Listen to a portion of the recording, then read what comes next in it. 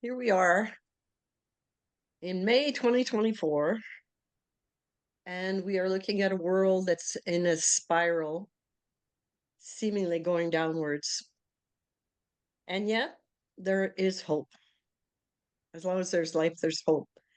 And your life in particular has interest for us because of the trajectory that you've had that's brought you to this deep spirituality through Christian meditation as well as through other means. As we all know, you're a Benedictine monk and director of WCCM, of which you were the founder. You've had many experiences that brought you to this point today.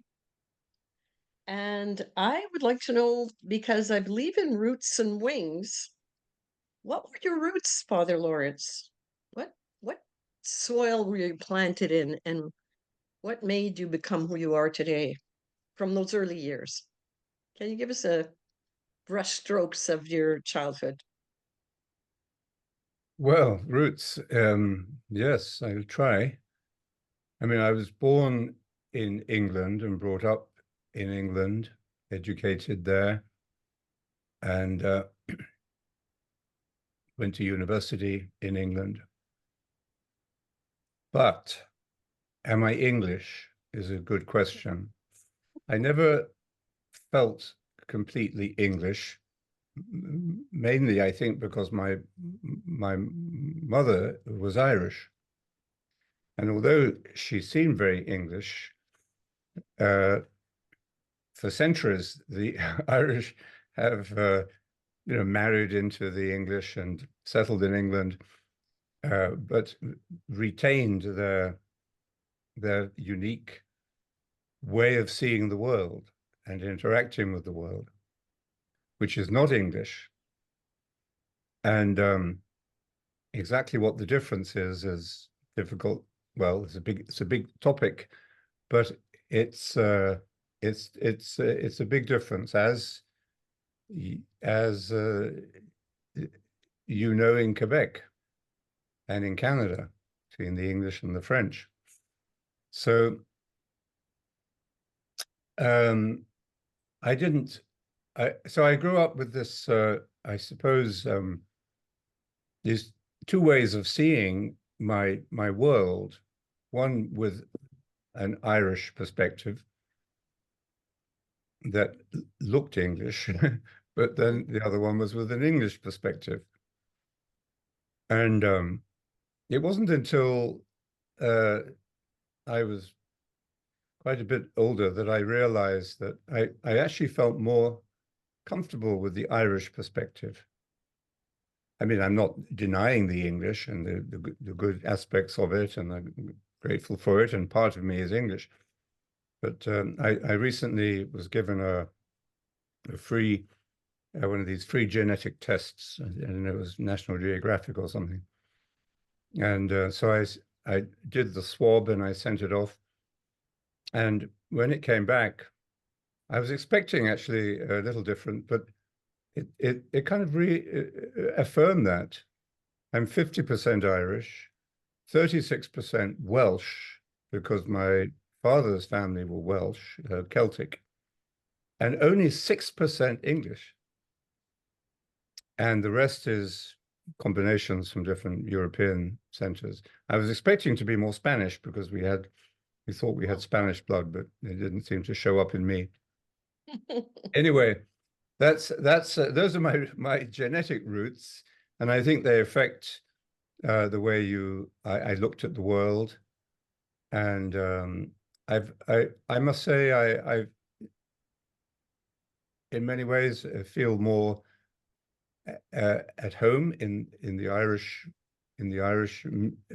world, and I spend more time there now.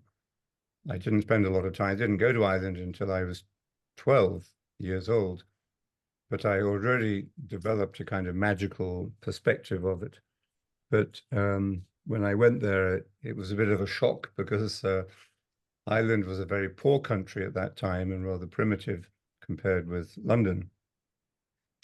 But I got over that, and so that's one aspect of my roots. The other aspect of it was my education, which I was fortunate to have educated by the Benedictines for most of my childhood, um, and then at Oxford, where I studied English literature, and that made a big impact on me. I think gave me confidence and way of understanding how to study, how to learn, how to express oneself.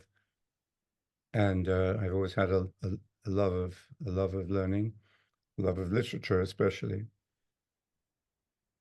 So those were my roots, really. And my Irish family was the larger family, larger side of the family. So I spent a lot of time, although I was uh, my brother and sister were 10 years older than me. So by the time I was 10 years old, they were out in the world. But fortunately, I had lots of cousins, and so the extended family has always been on the Irish side has always been a gift to me. Although when I came to Montreal in '77 and was completely absorbed in the setting up of the new community, I began to lose touch with my roots, or with my family anyway. So, but in more recent years, I've reconnected with them. So how would you describe your home when you were a child? You say you had siblings that were 10 years older and more. How would you describe the household, the family, the vibe that you had in your family as you grew up? Well, my mother had a lot of difficulties and financial difficulties in the early years, um, and it was post-war. I was born in 1951, so which was when the year that rationing ended after the war. So I didn't experience anything of that. My brother and sister, of course, did experience the war, born in 1941. And my mother my parents had separated, and she had she had a big challenge to raise three children. Um, but things got better. So I grew up with relative ease, actually. I was a bit spoiled, I suppose, as a child, being the youngest and uh, the one at home. So I grew up with a lot of sense of security and love. But my mother was quite religious, not fanatical, but quite religious. So I absorbed my Catholicism early on, and it was an important ingredient of my life. I love this. I love the religious uh, aspect of the ceremony and the spirit of it, and the the pre conciliar Catholicism. Um, but then, of course, when I got into my adolescence, the church seemed uh, unable to understand or address the questions I was facing, and like a lot of young people, I didn't abandon the church or I'd get angry with the church. It never hurt me in that sense, but and I think my family life was very open and tolerant and uh, balanced. In many ways, it was a bit tempestuous at times, but but there was an acceptance. Um, Whereas as I began to see the narrow-mindedness of church teaching and doctrine later, I just lost interest in it. Rather than getting angry with it, I just thought this is just not for me.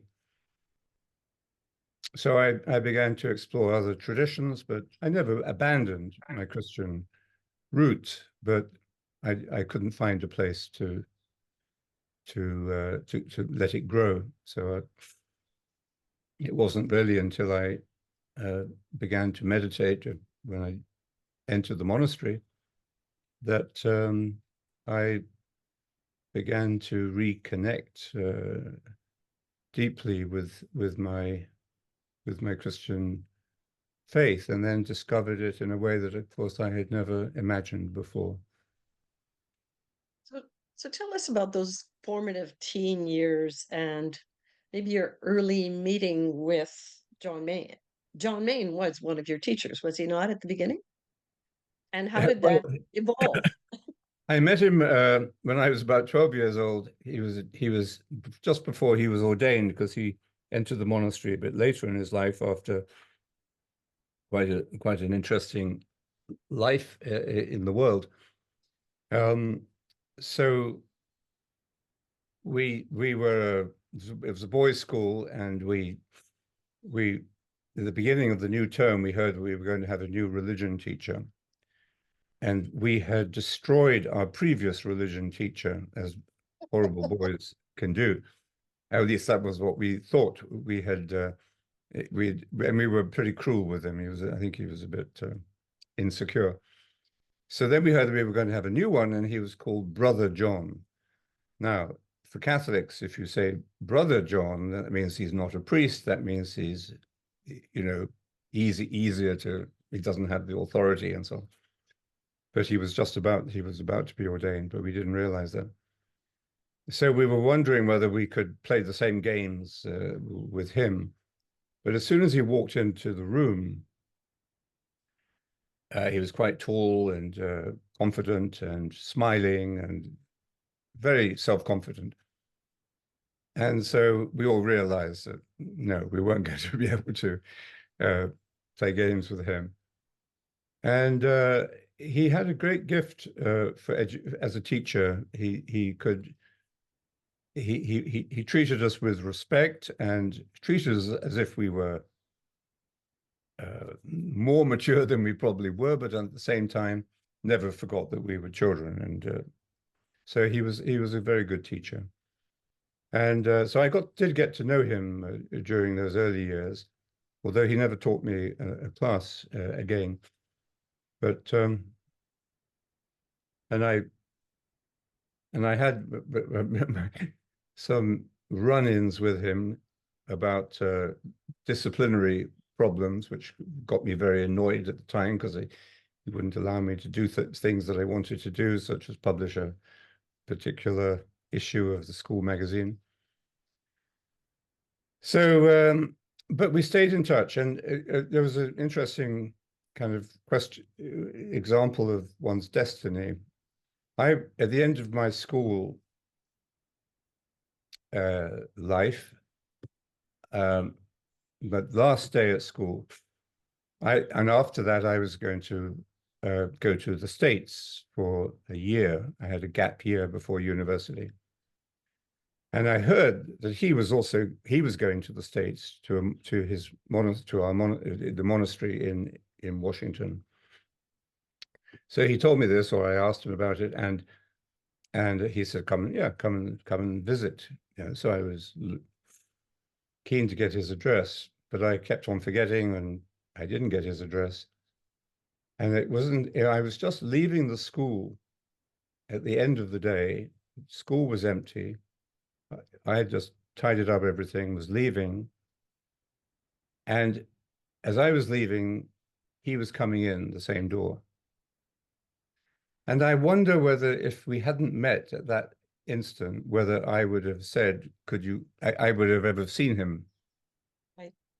again. So on such things do our lives hang. Yeah. So I did keep in touch with him over the years. And then in, in my first year at university, I had a big loss. My sister died. and I was facing all other sorts of questions. And um, I was writing to him, and he said, if you'd like to come and spend Easter in the monastery here. So I did. And it was in that visit that he not only listened to my problems, but he also introduced me to meditation. And that was a turning point in my life, although it was quite a few years later that I actually began to meditate. So, um, so these were links connected over a number of years. Um, but I was working in London. I had worked in a bank for a while, a merchant bank, and then I uh, was going to go into writing and journalism. And so I was free in a way, and had some free time. So he had just come back to London and had started a meditation center at the monastery in London. And I went to see him there, and he explained to me what his vision was, and it was going to include having a small community of young laymen who would spend 6 months, long time, 6 months in the monastery, Wow. uh, but in the meditation center, learning to meditate. So for some reason that this really attracted me, and I I asked him if I could come, and he was a little reluctant at first. He wasn't quite sure I was ready, I think, but then he let me come. And that 6 months was a major turning point in my life, because at the end of the 6 months, which had been a difficult but also very powerful time of coming to know myself and having his counsel and guidance, but it was an intense time, and I was glad it was over and I was going to go back to the real world. And then I suddenly realized I wasn't interested in the real world anymore. And I I didn't have the ambitions that I had before.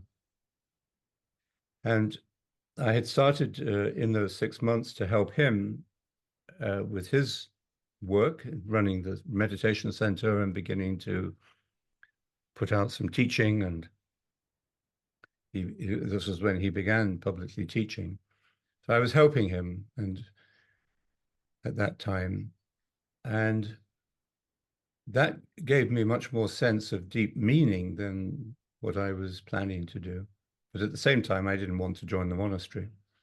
So I struggled for a while. I left the monastery, and I was thinking about what to do. And then one day, this great idea came to me. Well, try it. Just try it.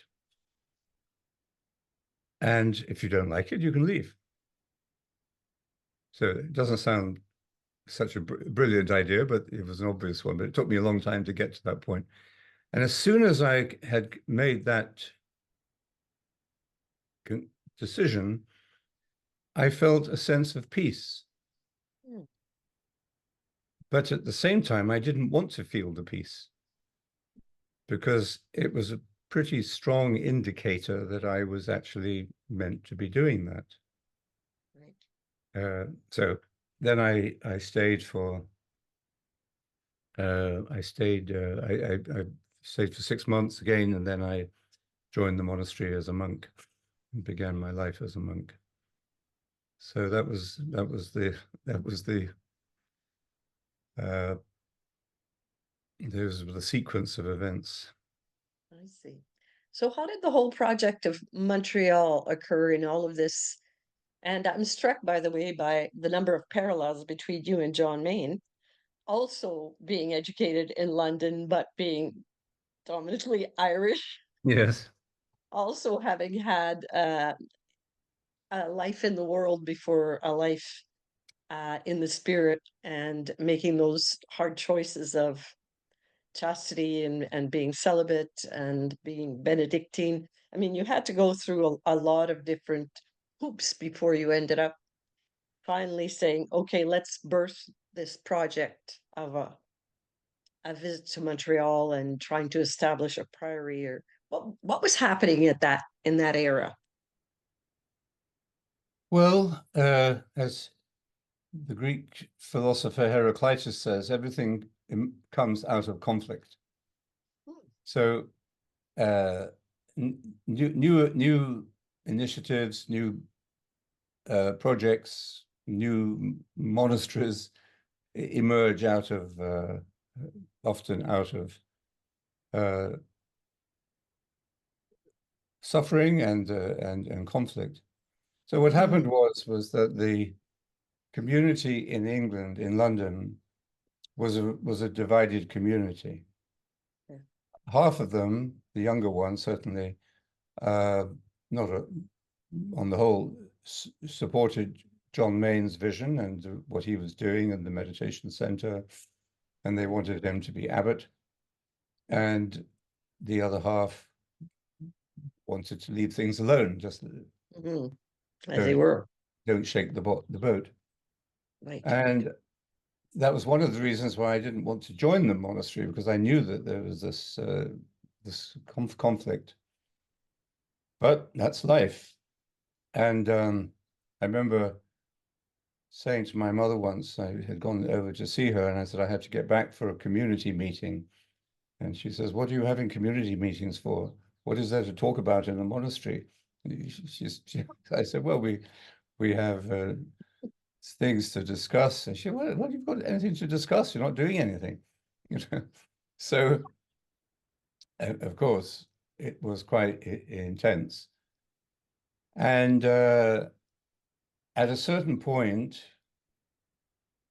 Father John was invited by the Archbishop of Montreal to come there and establish a Benedictine monastery that would be committed to the teaching and practice of meditation. And it was a very significant invitation.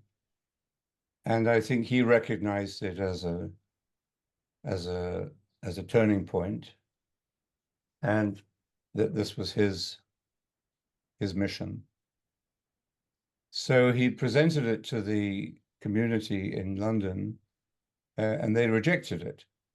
They wanted him to stay. But so he said to the Archbishop of Montreal, Bishop Leonard Crowley, actually, who was our contact, um, that the permission wasn't granted. So he said, but he said to the bishop, write again in about 3 months, and we'll try again.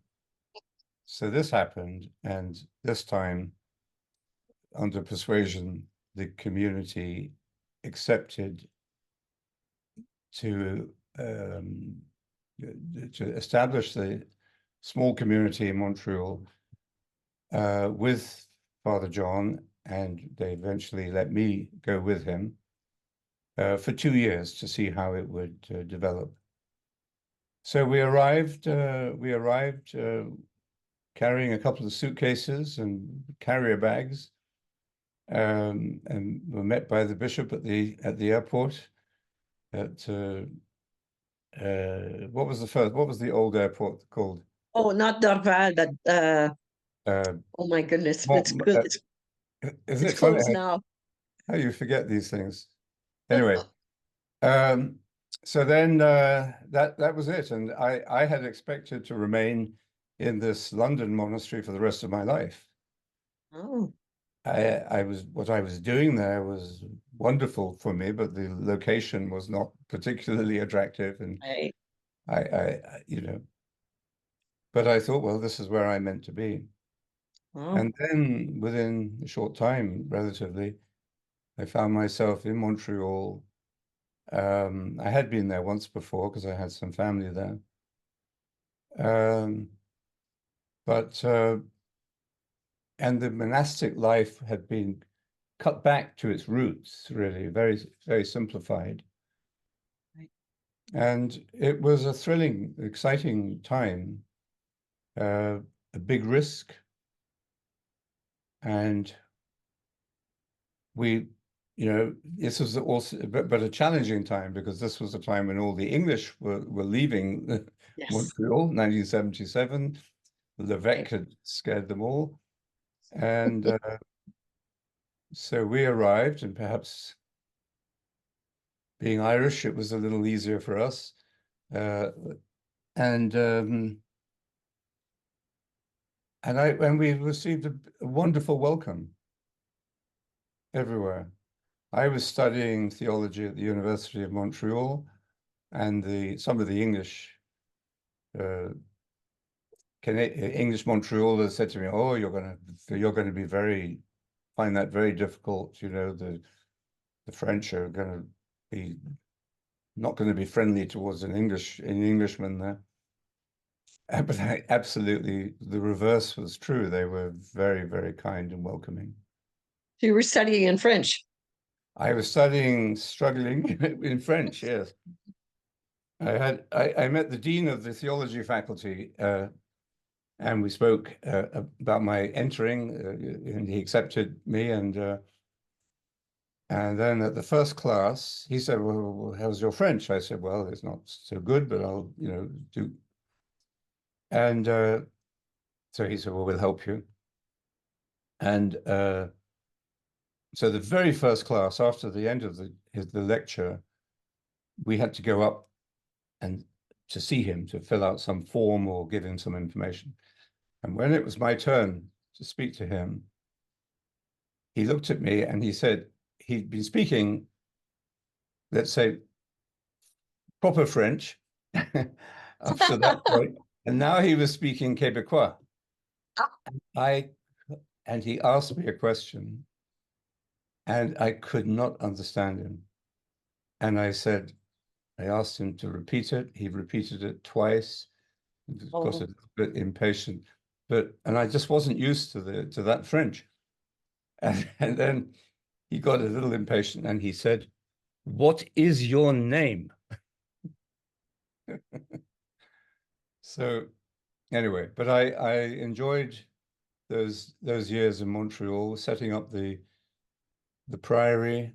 I was in the early days. I was doing the cooking, welcoming the guests, doing the gardening, cleaning the house, and studying theology and meditating 3 or 4 times a day. So it was so a tell very me, before you continue, about the difference between the little house and then the big priory, because when I read John Main, by those who knew him, some people said it was just so wonderful. It was so stripped and simple in that little house. And then the big priory came and everything changed. Tell me, what was that like for you to go from this very simple, very, as you say, cooking, cleaning, gardening, oh moving furniture? I heard you did as well. oh yeah, oh yes, we did. Yeah, we had nothing. I mean, the church, the diocese gave us gave us the house and gave us a little money, but not enough to live on. So we had to, yeah, we went around picking up furniture and we put the word out among the parishes, and if you have any furniture for this new monastery. So we had lots of offers, but I would say a lot of the people who offered us their furniture were actually just trying to have a cheap way of getting rid of bad furniture. Totally. And so we had to take it and then throw it away. It was pretty awful, some of it, but some of it was nice. Actually, I have here, just a few meters away from me, uh, what we call the plant of the teaching. And somebody gave us a rubber plant. We called it, I don't know what the proper name is, but we called it a rubber plant. And we accepted that, and it grew, and we kept it all those years. And then when I came back to England, I brought a cutting from this rubber plant. Wow. So that goes back, what, 77 to where are we now? That's more, 2024? Yeah, anyway, a long time. So continuity. But no, so the difference between the small house and the big house, well, it was such a surprise. I mean, something surreal what we were offered Yeah. on this on the side of Montreal, 5 minutes from the center of Montreal, but 1 hectare of quiet garden. It was perfect. And many rooms, I don't know how many rooms, I forget, 15 rooms or something. Yeah. It's huge. And what people didn't realize was that it was very cold, that the house had not been properly Isolated. renovated, and we didn't have the money to do that. So we had to raise the money to put in proper windows because the snow was coming in. Oh The my. hot water wasn't working, and at the beginning anyway. So, and then it was a very interesting lesson. The house was full of beautiful works of art, beautiful furniture of a certain period, and it was a show house of the McConnell family. And we moved in a little bit earlier than she wanted because but we needed to. So she said, "Well, I'll have to leave the furniture, but I'll have to come and take some of it." So we said, "Okay." So that would happen. We sort of moved the furniture around, and then she would come, Mrs. Lang would come, and say, or phone and say, "I'm coming in to take this or that, or these chairs, or this carpet, or this painting." And I was very irritated, I mean, quite unjustifiably, but I was very irritated by this because, I became possessive about it, I suppose. And Father John laughed and he said, "This is a wonderful gift to us that we have to practice detachment." And he said, and it taught me, it just instantly changed my perspective on it. Hmm. So, every day was a lesson in living and living in the spirit of meditation, not just meditating, but living the teaching as well. Right. So, from what I saw, the pictures, the people started to come in quite good numbers to meditate faithfully with both of you, right? At that period? Yes, I mean, obviously, I was still a student, but he was the teacher. But when he went away, I would have to stand in for him, and I found that at first very difficult Mm, and very self-conscious about it at first. And because I thought people will be, when they come in and they see me sitting there, they'll be disappointed it's not Father John. But that was also a good lesson in humility. mm, And so yes, people came. We wanted the community from the beginning, ideally, to be a bilingual and bicultural community yes. because we wanted to show that it could really overcome the differences. So Great divide. in Christ there is neither French nor English. True. But uh, then we realized it wasn't just the language, it was everything else, Deeper. the cultural Yes. separation. But there were a lot of it was fairly representative of both sides, but mostly English and English speaking, of course. Hmm. Um, But it was always a regret to us that it couldn't have been more bilingual, bicultural. Hmm. But you can't rewrite history, 500 years of history, True enough. or So change cultures. true. So fast forward to John Maine's diagnosis and how your role slowly shifted. Besides from what I read, you were an excellent companion in those last days. So, can you talk to me briefly about what that was like? What was going on for you then? Well, he developed cancer in 1979, and he had the operation, and they thought it was very successful. So they said it's all good, all good. But it came back at the beginning of, it had metastasized in the beginning of 82. And again, they said, well, we can treat this. And so he had treatment, but it wasn't reversing the disease. And eventually, of course, it became obvious that this was moving into a terminal stage. And it was not a, well, it was sad uh, and unbelievable. He was only 56, and this was just beginning, this great project was just beginning, and it needed him. And so it's and when as I've said before, before he died, he told me that he was. I mean, I asked him, "What shall I do?"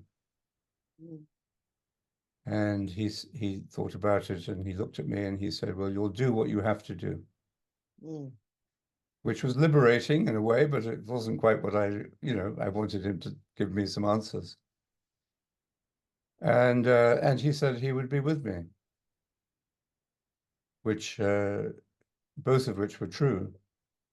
mm, So I did what I had to do, what I thought I had to do, which was to carry on in the same direction, meditating and with this little community, a very small, fragile community. And but I began to realize from around the world that the seeds of the wider community were already growing.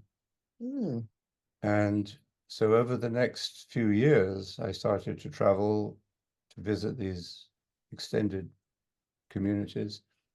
They looked to Montreal as a real center, as a real home, which put a lot of pressure actually on the community, mm, which was, the group of younger people, not all so young, but younger people who, were had to deal with their own issues as well, of course. So it was a very intense time, a very wonderful time in many ways, but on many people it was quite a strong burden. And but it was clear to me that the it wasn't going to collapse, at least in the global perspective. But it was very difficult to manage the balance between the local and the global community. And eventually we um, decided that we would move the center back to London as an international center, okay. and that the the the for the development of the monastic group in Montreal was not going to be possible. In fact,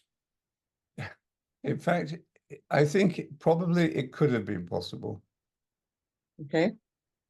Uh, and there were just little accidents that happened that actually uh, prevented it. But it would have been very difficult. It would have been very challenging. But I think it might have been possible. We were getting some help finally from another Benedictine family who were Mhm. very supportive of what we were doing, and we're going to send some people to help us. But anyway, uh, fate intervened, and that wasn't possible. So then we hoped that the house in Montreal would become a meditation center run by the Right. oblate and by meditators, and ecumenical center in the diocese. And it did for a couple of years, I think. But it was very difficult to run a place of that size Mm. without a full community to look after it because it was too expensive. So that's the story. But then in 1991, we had the seminar in New Harmony, Indiana, with B. Griffiths, who had been a great support to me after Father John died. Mm. He'd gone to India in the middle of his monastic life, and became a very important figure into religious dialogue and a witness to the contemplative Christianity of the future. So he gave us the John Main Seminar in 1991, and that was a Pentecost moment for us. Mm. Meditators from all over the world came, Wow. and it took off. It took shape. Basic community structure took shape then, and with great support and enthusiasm from not only from Montreal meditators, but all around the world. So the exodus or the leaving of Montreal and the development of the world community was a difficult transition, I'll bet. a painful one, but it was, I think, definitely a death and resurrection. And I spoke to the bishop in Montreal just before I left, and he was very reassuring. He said, when I invited John to come to Montreal, I knew that this would have a much bigger influence than just Mm. church in Montreal. And then he said, when John died, he said, I thought it was tragic and that the whole project would collapse. He Oh, said, and he said, I'm not, I was just ordained, only very recently professed as a monk or just ordained, and I was 30 years old. So, wow. and so he said, I thought it would collapse. And then he said, I could see then that the expansion that he predicted was taking place. Wow. So he said, it's painful, but it's what was meant to happen. And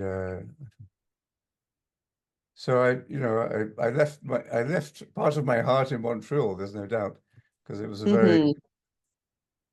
12, 12, 13 years for me in when I was Wow. my development as a person and as a monk and and spiritually it was very important for me, and I feel I feel it's very much a second home. I mean, I know Montreal, in although it's smaller, but I know Montreal in the way that I know London. Or Exactly. there. So it sounds to me, and the image comes to mind. I always get the flashes of the Holy Spirit from images, and I'm seeing a dandelion.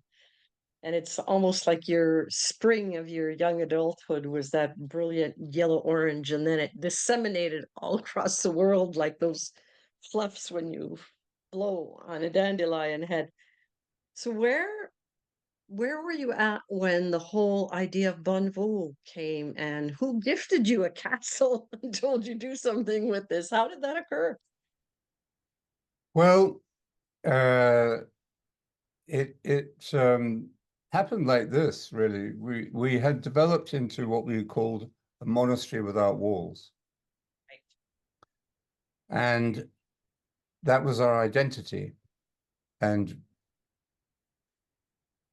but we we were always somehow looking for a place where we could have a center for a larger community. We always had a very small little community, first at my new monastery in London when I went back, or uh, over the years we had a small community in London. But I suppose I always felt that it was important to have something small and local, a physical community at the heart of this great monastery without walls. Not as an administrative center or uh, centralizing force, but in order just to reflect the spirit of the teaching and the spirit of the vision of the community. Or retreat center, would you say? Well, that's it. Yeah, we were looking for a retreat center, a small retreat center, but we were offered we people would come to us and offer us beautiful properties, and then something would happen, and it never happened. Mhm. So I suppose about 7 or 8 years ago, we began to discuss this. Should we look for a center, international Mm. center? And we did a lot of consultation with the national communities. And at one point, all the coordinators came and we had a conference. And the outcome was, yes, we should. But it was a very strong discussion. And I, in a way, was in the middle.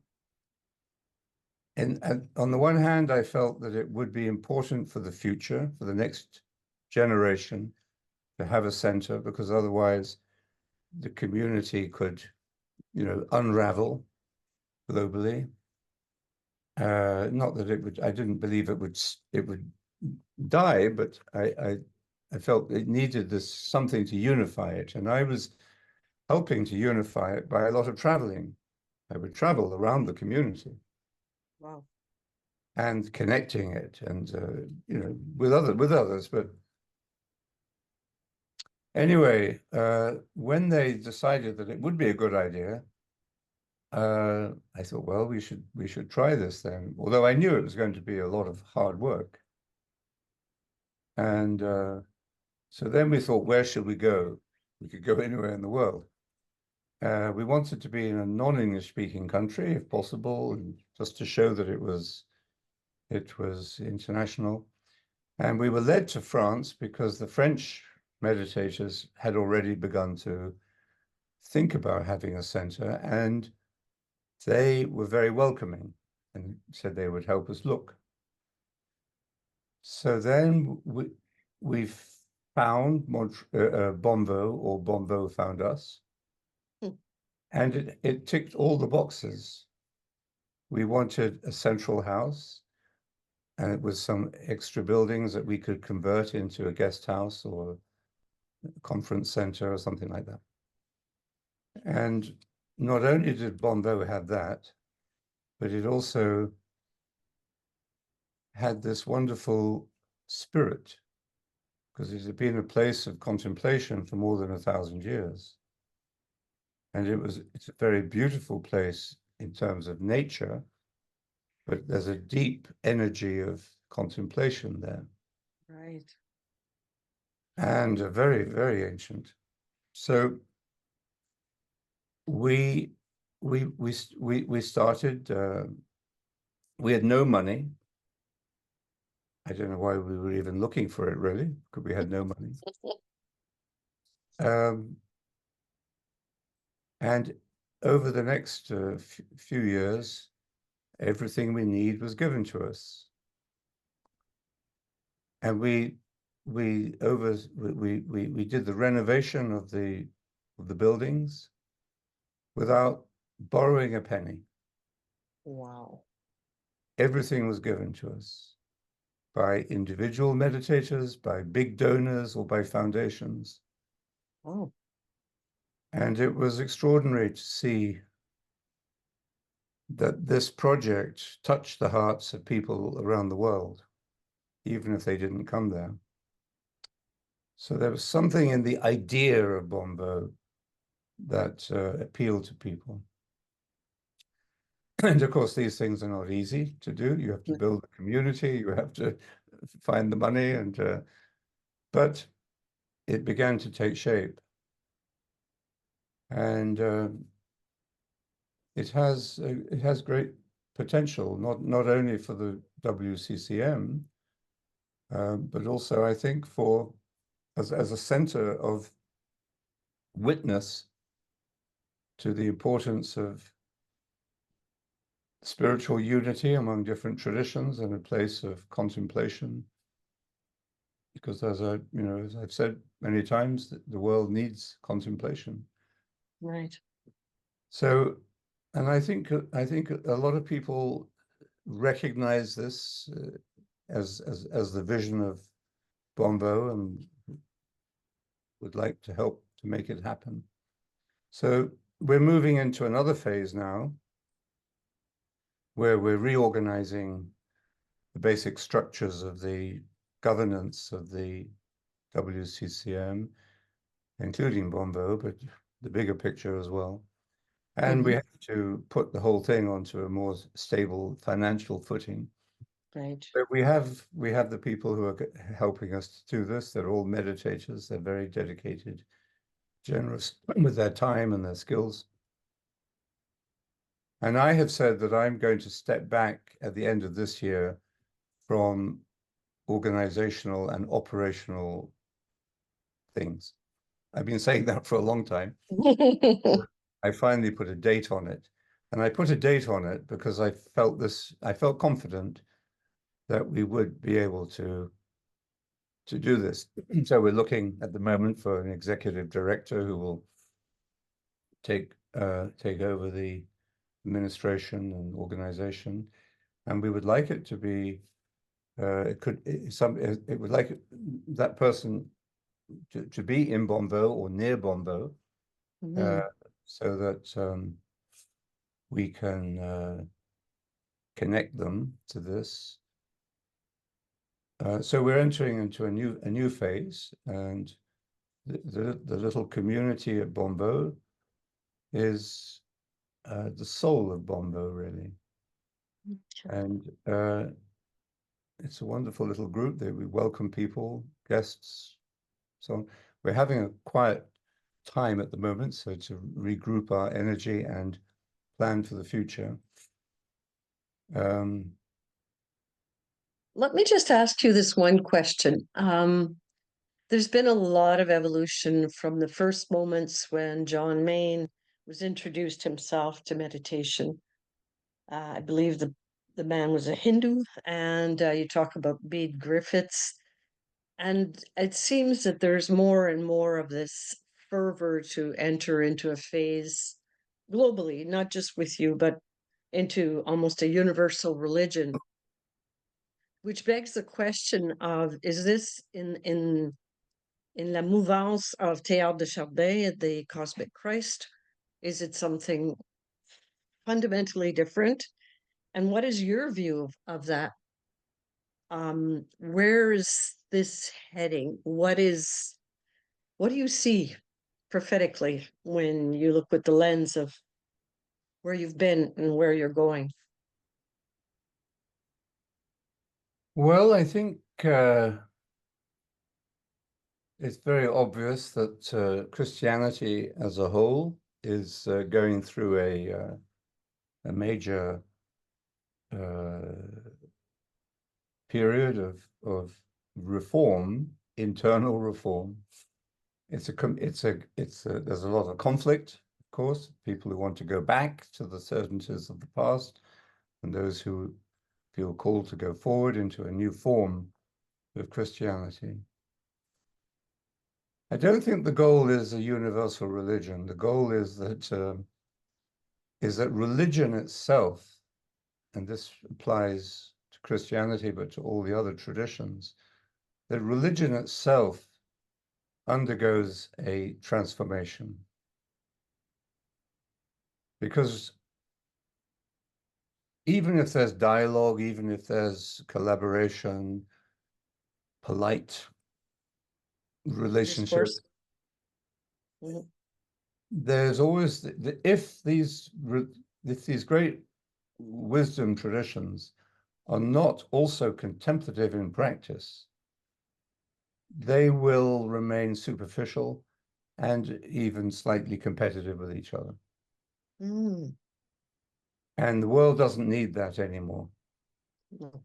And that's why we see a hunger for prayer, a hunger for experience, a hunger for meditation. And I think that's what we are part of, and we have a contribution, a unique contribution to make from the Christian roots. And I can say that people often say, or Catholics often say, what is this Catholic or is the Mhm. WCSM Catholic or and of course the church is very Catholic, very very diverse and full of different Mhm. different elements. But I was talking to the Cardinal Archbishop of Mexico a few days ago, and about how we could work with him and his diocese. And I was very moved and encouraged by his vision. And he said, Laurence, everything that you're saying, everything the community is saying, he said, I totally agree with. This is the future of the church. Meditation must be taught. And anything I can do to help be of service, I will. So we have to be careful not to polarize Okay. the institutional church, as you like, from the spiritual reformation that's happening, because they are connected. The person who's leading the John Main Seminar this year in New Harmony, Indiana, is the Archbishop um, of Trinidad and Tobago, and he's been meditating for more than 30 years. Wow. And in his diocese, he makes a very strong effort to introduce meditation to all the schools. All the children in the Catholic schools of Trinidad are meditating now. Wow. So something is changing, even at the Mhm. institutional level. But we can also see that a new form of Christianity is taking shape, and we don't have to be frightened of that, provided we go back to our roots and we can rediscover the gospel as a mystical teaching. Christianity is a mystical wisdom tradition, Religion. and more than a religion even, but it's, yes, a mystical religion. And we've forgotten that. Yes. It's become too concerned with its own structures, its own organization, and even with its own theology and its own emphasis upon morality, especially sexual morality, Mhm. which has narrowed it Mhm. and cut it off from the needs of the people in the world who are hungry for this experience of the divine, this experience of God within them. So we're in the middle of that. So And in the middle of that, as you say, as the year goes towards the end, December 31st, Laurence Freeman, you have said that you are going to try to get out of the admin, out of the the formal part of WCCM and Bonneveau particularly. What is in the future for you? Where are you going to be putting all that dynamic energy, all that contemplative wisdom? Where's that going for you in the next year? Well, I will remain as I stay as the director, but not over the years I just taken on too many administrative tasks, and of course Bonvo complicated that even more. So when I'm free from that, I will, as a director, I will concentrate upon writing, upon times of retreat for myself, but also of forming the new generation of teachers and establishing connections and collaboration with other similarly oriented groups around the world, such as Laudato Si, which is the environmental movement within the Catholic Church, but also with the secular world, so that we can show that this gift of meditation is not just for a small number, and it's a catalyst for global change. And what kind of change? A change of mind, metanoia, being able to see things differently. So I was talking to a group of mostly business people that meet every Friday. They're based in Singapore, but all over the world. And I was talking to them this morning, and one of the young members of the group, who's a young businessman, Singaporean entrepreneur, um, he said was listening, and he said, then his comment was, "How do we communicate meditation so that it is as obvious and as natural and as ordinary as brushing your teeth? It's part of your life." And I said to him, it took an entrepreneur to ask that question, or a missionary, you know. And so I said, "Well, you tell me, how are we going to do it?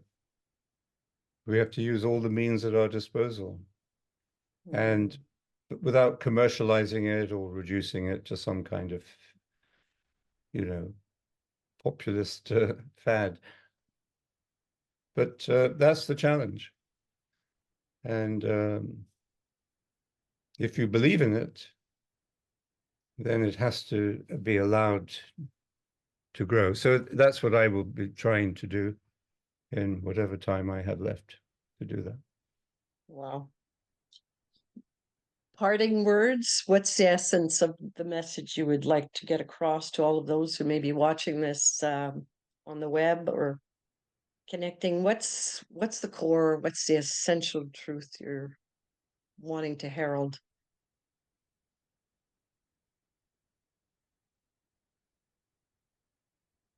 We have to, we can live better, more humanly.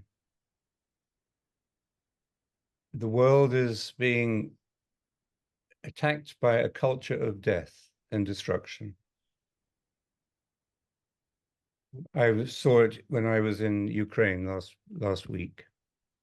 You can see it in Gaza. You can see it all over the world. We can see it in many of the social sicknesses of our society, particularly the mental illness and the suffering of young people who have lost a sense of meaning in life.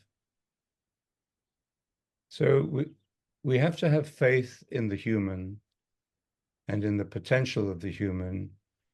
We have to realize that we're coming to the end of an era, but there is something on the other side. And we have to work. There has to be a critical mass of people who believe in that, and they are the contemplatives. And you could have contemplative politicians, contemplative scientists, contemplative artists, contemplative teachers, contemplative business people, not just monks. But so, and there is no master plan to make that happen. This is the work of the Spirit. But we have to see ourselves where we are in the picture. What can I do? What can we do? Meditation creates community. So as soon as you begin to meditate, you begin to find yourself with other people in a community. So Brilliant. what should I say? The simple essence is to believe in the human and to believe in the gift of contemplation, to to realize that the human, and from a Christian point of view, God became human so that human beings might become God. Amen. Sur ce, I will ask you to maybe just talk to us briefly about your Canadian tournée or what you plan to do in Canada. Of course, in Montreal, we're going to be having you come and speak in French and in English. Mhm. And maybe you can just touch on the subjects that you're going to be talking about, which are ecology and just whatever you would like to say about that. Mm. And then what's happening in Toronto and obviously the full retreat in Vancouver. Can you just give us the highlights? Sure. Well, I'm really looking forward to being back in Canada. Um, I think Canada has a great role to play in the big picture that we're talking about of creating a change of mind in the world. Uh, I wrote to the Prime Minister, Mr. Trudeau, because I knew his father when we Pierre were living Elliott. in Montreal, there, Pierre Elliott. But anyway, I wrote to him and I just asked him, I don't know him in recent years, but I asked him if he would write a letter of welcome and of support for the national conference that's taking place in Vancouver Oh, at which will be the last stop on my Canadian tour. So I right. start in Montreal, I go to Toronto, and then we have the national conference in Vancouver, and it is focused on on the uh, the urgency of changing our mind about the environment. And we will be having a wonderful speaker who is a meditator and also a one of the senior negotiators in the UN for climate change. Wow. And he speaks powerfully about the role of meditation. And from a personal level, he says, you know, when you're doing these negotiations, it can be very stressful and very disappointing because people don't often do what they say they will do and they don't play the game. But he said meditation always, and the sense of community behind him, supporting him, has always given him the sense of renewal and recommitment to his work. So he'll be speaking, I think, very powerfully at this national conference, which is also online.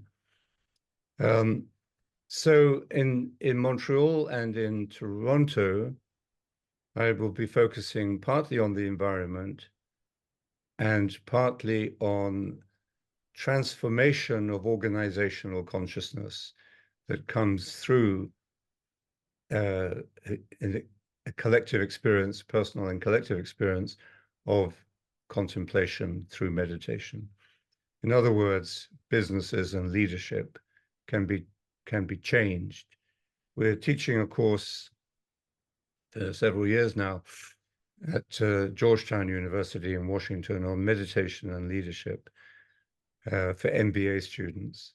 And it's taught us a lot about um, how important it is that leaders are able to manage themselves and are able to approach their careers and their work and their leadership from the perspective of service. And most people are concerned about stress these days. So certainly meditation will reduce your stress, but it does much more than that. It can Mhm. really transform the way we work and lead and live. So those will be the three main topics of my visit. Well, we're looking forward to it. We have had a wonderful day with you so far, français and now in English. Wishing you well, wishing you hope and to continue to inspire us by your words and by your life. Thank you so much for having been with us today and for your ongoing quest of the transformation that makes us more whole and more holy. Thank you so much. Thank you for being part of the community in the way that you are. Thank you. Namaste. Namaste. Bye-bye. Bye. See you.